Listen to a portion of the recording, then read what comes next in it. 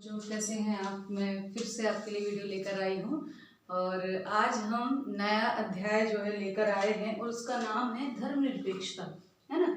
धर्मनिरपेक्षता जैसे ही हमारे सामने ये बात आती है, धर्मनिरपेक्षता शब्द आता है, वैसे ही दिमाग में एक पिक्चर होने लगती है कि भाई धर्म से संबंधित है, बिल्कुल धर्म से संबंधित है।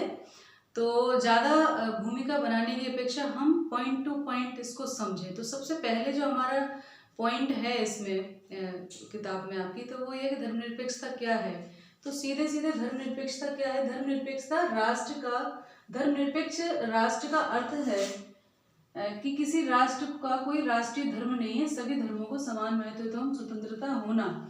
अर्थात एक ऐसा राष्ट्र, हम कहते हैं कि भारत एक धर्मनिरपेक्ष राष्ट्र है, तो इसका अर्थ है कि ऐसा नहीं है कि भारत में कोई धर्म नहीं है, लेकिन राष्ट्रीय स्तर पर सरकार द्वारा या संविधान द्वारा कोई ऐसा धर्म नहीं घोषित किया गया कि ये राष्ट्रीय धर्म है और उसका पालन करना अनिवार्य है। जैसे कि अन्य प्रतीक है, राष्ट्रीय ध्वज है, राष्ट्रीय गान है, हमारा संविधान है। जिस प्रकार से हम इसको नज़र से देखते हैं वैसे किसी धर्म विशेष को, तो ऐसा नहीं है। यहाँ पर सभी को, निरपेक्ष का अर्थ होता है अपने आप को अलग करना, है ना, तटस्थता वाला, न्यूट्रलिटी। तो सभी धर्मों को समान महत्व के, सब अपने अपने धार्मिक विश्वास व आस्थाएं उनका अपने आप से पालन करें, सभी को उसकी स्वतंत्रता है। तो संविधान के आर्टिकल 25 से लेके तो 28 तक धार्मिक स्वतंत्रता का अधिकार है, जिसके तहत अपने धर्म को मानने की, अंतःकरण में प्रचार करने की, प्रबंध करने की, ये सारी छूटें जो है उसमें मिली हुई हैं। तो ये धर्मनिरपेक्षता है कि अर्थ सभी अपने अपने धर्मों का पालन करें, लेकिन दूसरे के धर्म का भी सम्मान करें। तो ये धर्मनिरपेक्ष राष्ट्र होता है।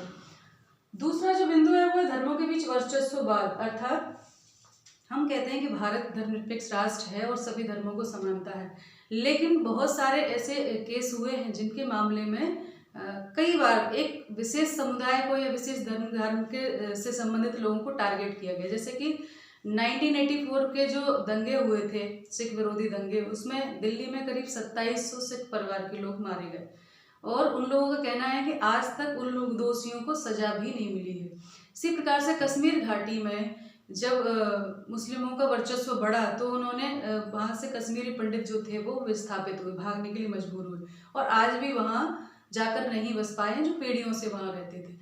और गोधरा कांड जो हुआ था दंगे के बाद, करीब 1000 से ज़्यादा मुस्लिम परिवार के लोगों को मार दिए गए और उनको भी अभी तक कोई दोषियों को सजा नहीं मिली है।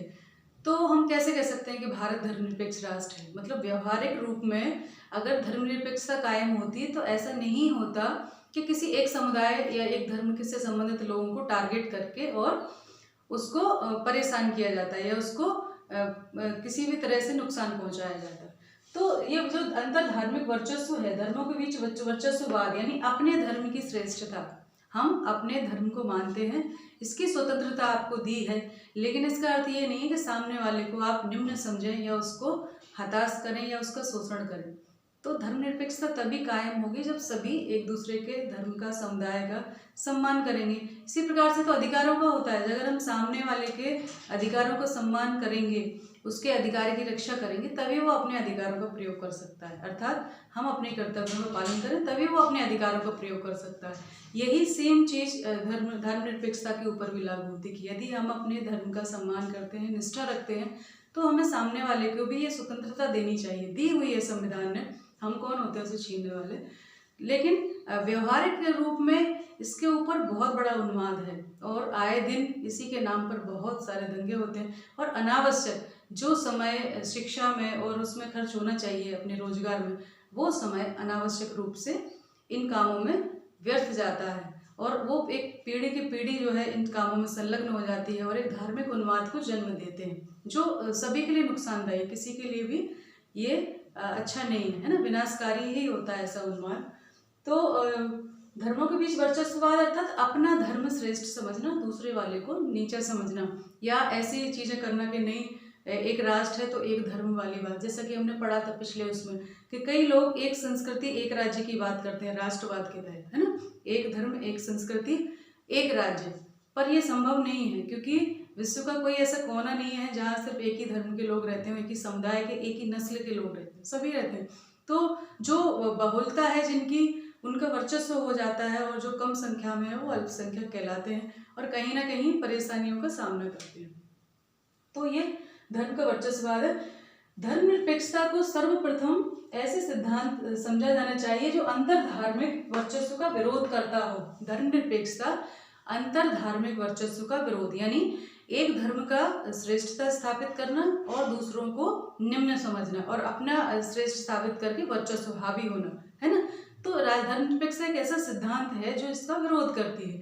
इसके साथ साथ इसका दूसरा पहलू भी है और वो है अंतर धार्मिक वर्चस्व। ऐसा नहीं है कि सिर्फ अंतर धार्मिक वर्चस्व, अंतर धार्मिक वर्चस्व भी होता है। जैसे कि हिंदू धर्म है तो उसमें दलितों को मंदिर में प्रवेश की मनाही है, महिलाओं को मंदिर में प्रवेश की मनाही बहुत पहले, हालांकि धर्म संविधान ने अधिकार दिया हुआ है, लेकिन फिर भी जैसे कि अभी पिछले कुछ साल पहले 2-3 साल पहले सबरीमाल मंदिर का आया था स्त्रियों के प्रवेश पर। शनि सिंगनापुर में महिलाओं के प्रवेश पर रोक लगाई गई थी, लेकिन वो वहाँ महिलाओं ने प्रवेश किया, प्रशासन ने उनको प्रोटेक्शन दी और जाकर हो गए। तो ये सारी चीज़ें धार्मिक कट्टरता है, यानी जब भी धर्म में एक मानवता आती है या नयापन आता है तो पुराना जो रूढ़िवादिता है वो उस पर हावी होती है ना। रूढ़िवादिता यानी बंधनों में अपने आप को जकड़ लिया, नहीं यही सत्य है। किसी समय की किसी देश काल परिस्थितियों की जो नियम थे उनको सनातन नियम मान लिया गया। परिस्थितियां बदली हैं, समय बदला है तो उन नियमों को भी बदलना चाहिए,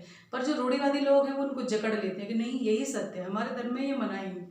किसी कारणवश उस समय प्रतिबंधित हुआ होगा, उस देश काल परिस्थिति के लिए ठीक होगा, लेकिन जरूरी नहीं है कि वो आज भी प्रासंगिक हो, है ना। बदलाव तो होता रहता है।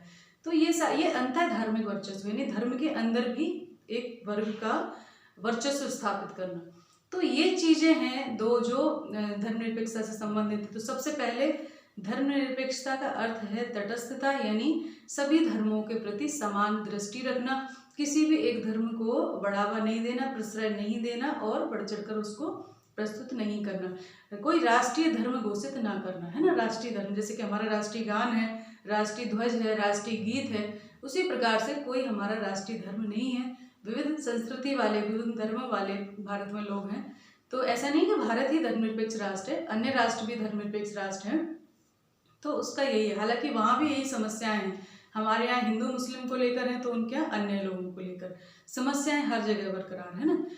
पहले जो अरबी लोग, यहूदी लोग थे और वो थे वो वहाँ पर बहुत ज़्यादा, लेकिन बाद में वही अल्पसंख्यक हो गए। एक समय ऐसा होता है किसी देश में किसी धर्म का वर्चस्व होता है, बहुलता होती है, लेकिन एक समय बाद वहाँ वही लोग अल्पसंख्यक हो जाते हैं, दूसरे लोग बहुसंख्यक हो जाते हैं।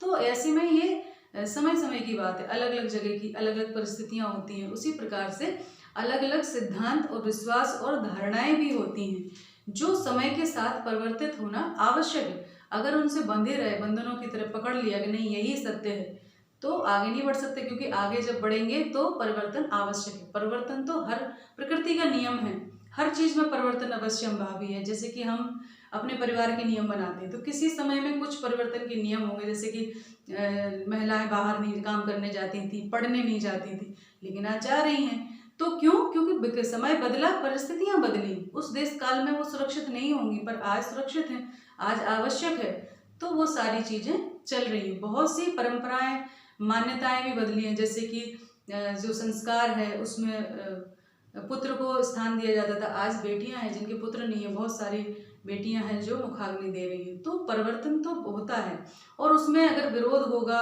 रूढ़िवादी जो तबका है वो इसको अच्छा नहीं समझता और कहता है कि ये तो धर्म का उपहास उड़ाया जा रहा है या धर्म को प्रदूषित किया जा रहा है, इस संस्कृति को प्रदूषित किया जा रहा है पाश्चात्य संस्कृति के नाम पे।